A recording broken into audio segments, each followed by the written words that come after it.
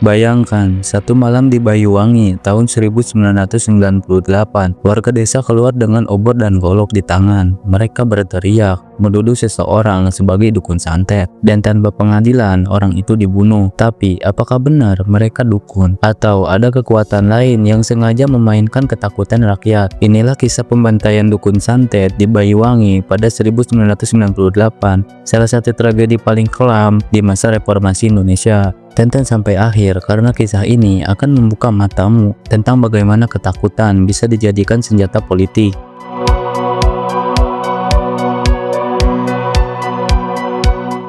Pada tahun 1998, Indonesia sedang bergolak. Krisis moneter menghantam keras, nilai rupiah jatuh bebas, harga sembako naik berkali-kali lipat, rakyat kelaparan, demo terjadi di mana-mana, dan akhirnya pada bulan Mei 1998, Presiden Soeharto lengser setelah 32 tahun berkuasa. Bagi sebagian orang, ini awal kebebasan, tapi bagi yang lain ini awal kekacauan. Ketika kekuasaan Orde Baru runtuh, struktur keamanan pun ikut goyah. Militer dan polisi yang dulu solid mulai terpecah, banyak daerah kehilangan kontrol, dan di tengah kekosongan itulah ketakutan mulai tumbuh. Di Banyuwangi, masyarakat percaya pada hal-hal mistik, santet, guna-guna, pesugihan. Semua itu masih hidup dalam budaya sehari-hari. Ketika seseorang jatuh sakit mendadak atau meninggal, dianggap aneh. Orang tidak mencari dokter, tapi mencari siapa pelakunya. Dan begitu nama seseorang disebut, itu bisa berarti hukuman mati tanpa pengadilan.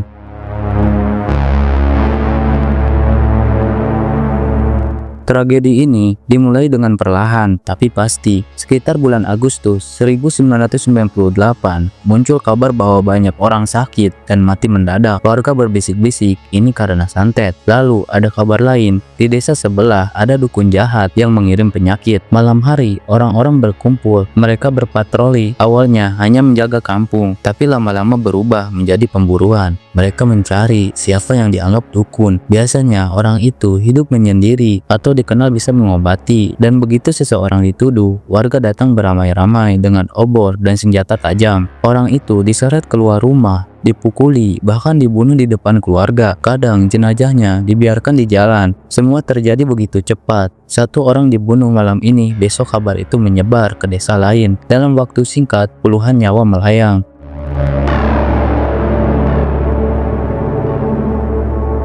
Yang tragis, banyak korban-korban bukanlah dukun santet. Sebagian adalah ulama, guru ngaji, atau orang bijak desa. Mereka dikenal rajin ibadah, tidak punya musuh. Tapi karena mereka pintar mengobati, mereka dianggap memiliki ilmu hitam. Contohnya Pak Haji Sabar, seorang kiai sepuh di Gelagah. Ia dikenal suka menolong orang sakit dengan doa. Tapi suatu malam, sekelompok orang datang ke rumahnya, menuduhnya sebagai dukun santet, dan sebelum subuh ia sudah terbunuh. Ada pula Mbah Wirok, dukun pijat yang sudah tua. Dia dibunuh hanya karena ada anak muda meninggal setelah dipijat olehnya. Dan seperti itu terus terjadi. Desa demi desa berubah jadi lautan darah.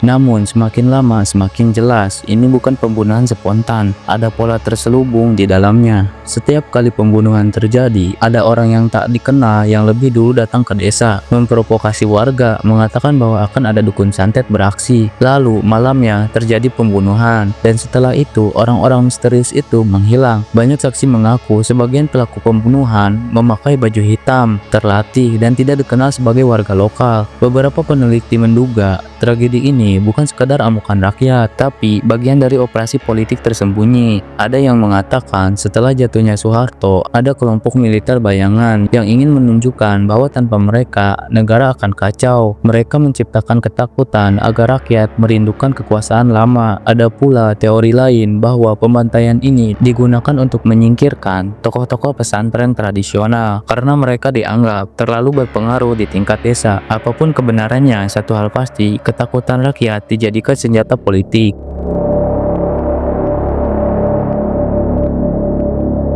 Pada akhir September 1998, langit Banyuwangi berwarna kelabu, udara terasa tegang, dan di banyak desa, malam hari tak lagi sunyi, tapi dipenuhi suara teriakan, langkah kaki, dan jeritan minta tolong. Dalam hitungan minggu, kekerasan menjalar dari satu kecamatan ke kecamatan lain, Belimbing Sari, Rogo Jampi, Genteng, Glenmore, hingga Kalipuro. Setiap malam, kabar baru muncul. Satu orang lagi dibunuh, satu keluarga lenyap, satu rumah dibakar.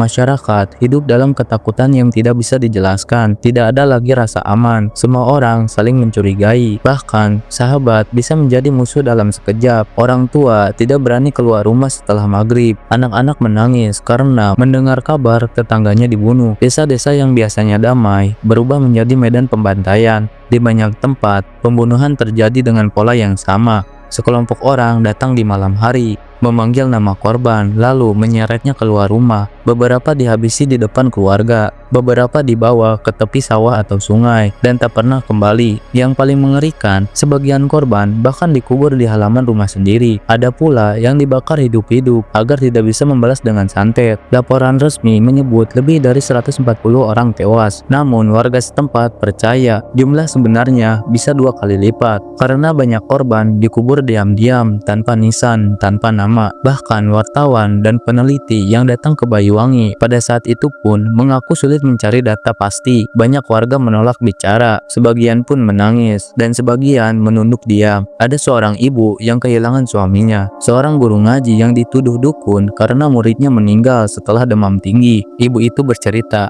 malam ketika suaminya dibunuh, ia berusaha menahan massa sambil memeluk kaki mereka, memohon ampun, tapi yang datang terlalu banyak, dan mereka seperti kerasukan amarah. Suaminya pun tewas malam itu, dan keesokan paginya rumah mereka dibakar. Di sisi lain, ada pula warga yang merasa bersalah setelah ikut dalam pembunuhan. Bertahun-tahun kemudian mereka baru sadar orang yang mereka bunuh bukan dukun, melainkan tetangga sendiri yang dianggap aneh. Kekerasan ini menyebar seperti api liar, bukan hanya Banyuwangi, tapi juga Situbondo, Bondowoso, hingga Jember. Puluhan desa terlibat dalam pemburuan massal. Di beberapa daerah, pembunuhan terjadi setiap malam selama berminggu-minggu. Bayangkan, setiap malam satu nyawa melayang, dan setiap pagi satu jenazah ditemukan di pinggir jalan. Ini bukan lagi soal mistik, ini sudah menjadi kegilaan sosial. Ketika ketakutan dan kebodohan berpadu, manusia bisa kehilangan nurani.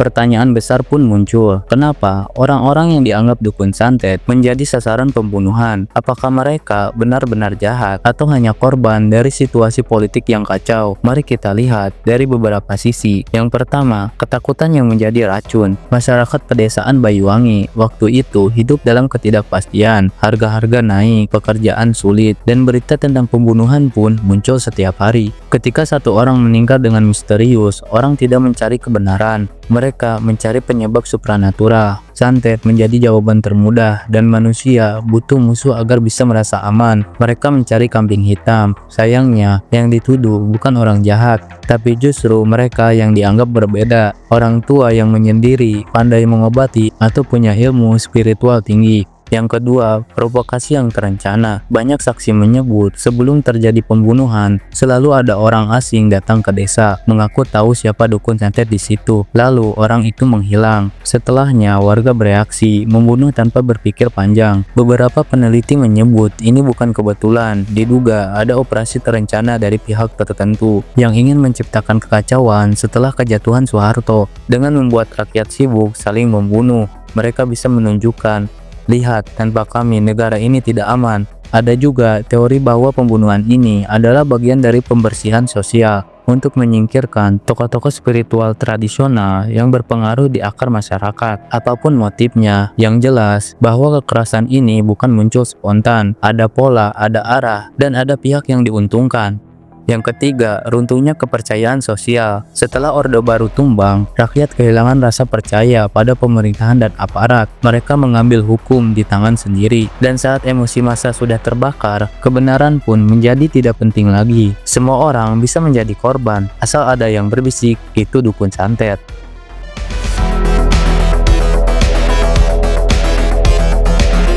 Ketika jumlah korban sudah mencapai ratusan, barulah pemerintahan turun tangan. Polisi dan militer mulai melakukan operasi besar. Ratusan orang ditangkap, tapi sebagian besar dibebaskan karena tidak cukup bukti. Beberapa pelaku utama ditahan, namun tidak ada satupun dalang besar yang diadili. Hingga kini, siapa yang benar-benar memprovokasi tragedi itu masih menjadi misteri besar sejarah Indonesia. Komnas HAM sempat melakukan penyelidikan. Mereka menemukan bukti kuat bahwa ada indikasi keterlibatan oknum aparat dan operasi intelijen di balik peristiwa ini. Namun, laporan itu tenggelam begitu saja. Banyuwangi berusaha melupakan masa kelam itu, tapi luka di hati masyarakat masih tertinggal. Anak-anak korban tumbuh dengan rasa trauma. Beberapa keluarga tidak pernah menemukan makam orang yang hilang. Bahkan hingga hari ini, di beberapa desa di Banyuwangi, kata dukun santet masih diucapkan dengan suara pelan karena dianggap membawa sial.